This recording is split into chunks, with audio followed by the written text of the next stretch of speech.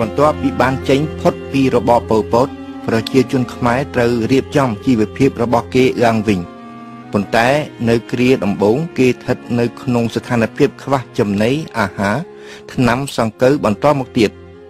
ដោយបានជំនួយខ្លះៗពីអង្គការមនុស្សធម៌ពីសហភាពសូវៀតនិងពីវៀតណាមកសិករខ្មែរបានខិតខំរៀបចំស្រែចម្ការរបស់គេឡើងវិញ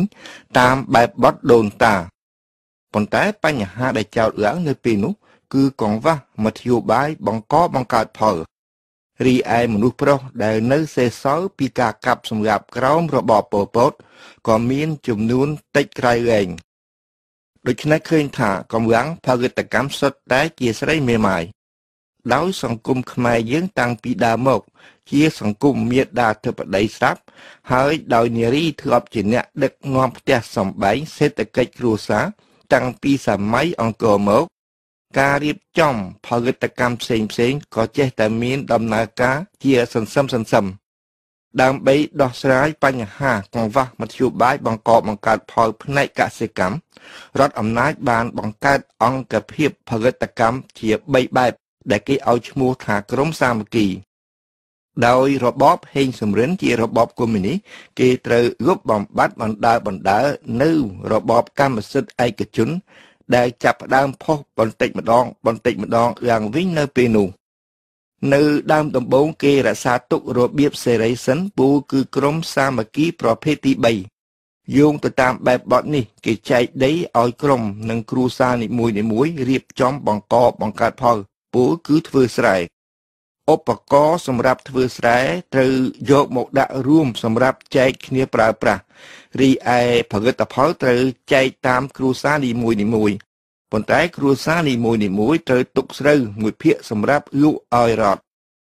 រីឯបញ្ហាដែលចោទនៅពេលនោះគឺថារដ្ឋទិញស្រូវទាំងនោះដោយឲ្យតម្លៃថោកក្រៃលែងជាហេតុធ្វើឲ្យជីវភាពរបស់គេនៅតែដុនដាបដដែល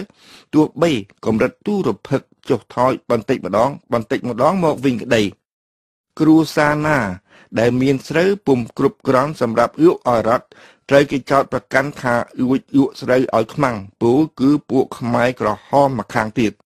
នៅក្នុងករណីបែបនេះគេពុំអាចទិញសម្លៀកបំពាក់របស់របរប្រើប្រាស់សពសារពើពីរដ្ឋដោយតម្លៃថោកបានទេនៅក្នុងតំបន់ខ្លះម្នាក់រក្សាបានត្រឹម150គីឡូក្រាមប៉ុណ្ណោះនៅតំបន់ខ្លះទៀតដែលខ្មែរក្រហមខាងប៉ុលពតបានលួចចូលមកអាជ្ញាធររឹបអូសយកស្រូវអង្ករសឹងតែទាំងអស់គឺទុកឲ្យតែបន្តិចបន្តួចប៉ុណ្ណោះ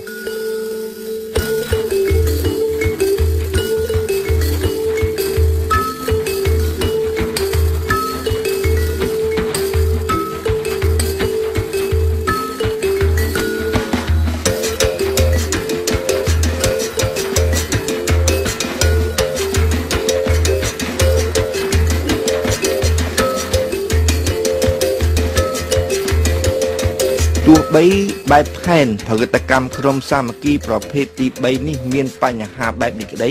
ក៏វាបានសម្រួលដល់ប្រជាជនមួយផ្នែកដែរព្រោះគេបានទទួលផលតាមសមាមាត្រ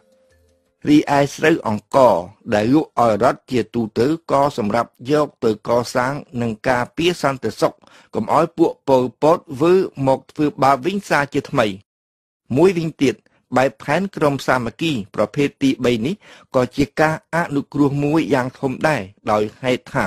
របបហេងសំរិនជារបបកុម្មុយនីសពូគឺរបបសមូហភាពដែលចូលចិត្តរៀបចំធ្វើការដោយសស្រាក់សស្រាំហើយដែលសម្រេចសម្រួចទៅរកអង្គមួយកំប៉ុងច្រកឆ្នាំងសឹងមិនបានគឺដោយពាក្យខ្មែរតែងពោលថា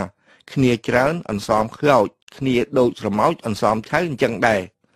ទោះបីអ្នកដឹកនាំខ្មែរកាលជំនាន់នោះយល់យ៉ាងដូចនេះក៏ដោយក៏គេត្រូវសម្របដាច់ខាតទៅនឹងរបបកុម្មុយនីសបើពុំនោះសោតទេនឹងត្រូវគេបញ្ជូនទៅឲ្យរៀនសូត្រនៅហាណូយបែកកូនបែកចៅបែកស្រុកបែកទេសជាពំខានបើរៀនពុំចេះទេគឺបើខ្លាយទៅជាជនកុម្មុយនីសឬអ្នកសមូហភាពនិយមមិនបានទេគ្មានថ្ងៃណាគេបានធ្វើមកស្រុកវិញទេ គោលដៅរបស់ពួកកុម្មុយនីសនៅពេលនោះគឺធ្វើយ៉ាងណាដើម្បីពង្រឹងក្រមសាមគ្គីប្រភេទទី2បន្ទាប់មកធានទៅក្រមសាមគ្គីប្រភេទទី1តែម្ដងពូលគឺក្រមផលិតកម្មសមូហភាពទាំងស្រុងដោយអស់ពេលវេលាខ្ញុំសូមស្ទះត្រង់នេះសិនចុះហើយនឹងនិយាយបរិយាយអំពីក្រមសាមគ្គីប្រភេទទី2និងប្រភេទទី1នៅសប្តាហ៍ក្រោយ